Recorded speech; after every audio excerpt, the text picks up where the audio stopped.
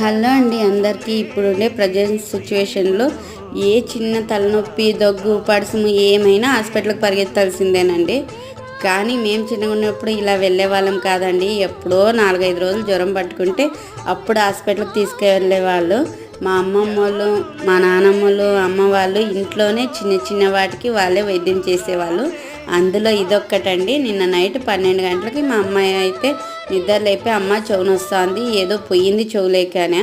అప్పుడైతే ear drops ఉంటే వేస్తే కానీ అది తగ్గలేదు. అప్పుడైతే నాకు ఈ చిట్కా అయితే గుర్తొచ్చిందండి. మీలో ఎంతమంది ఇలా చేశారనేది తప్పకోకుండా కామెంట్ చేయండి. ఫస్ట్ ఒక స్పూన్ తీసుకొని అందులోకి కొబ్బరి నూనె వేసుకొని, అందులోకి ఒక వెల్లుల్లి చిన్నగా చుంచి వేసుకొని అవి ఎర్రగా అయిన తర్వాత ఆ వెల్లుల్లి తీసేసి గోరువెచ్చగా ఉన్నప్పుడు చెవులోకి వేసి దూది పెట్టేసినామంటే ఆటోమేటిక్గా నొప్పి అయితే తగ్గుతుందండి. ఇప్పుడు డాక్టర్లు ఇలా చేయొద్దంటారు, ఎందుకంటే వాళ్ళ దగ్గరికి ఎవరు వెళ్తారు చెప్పండి.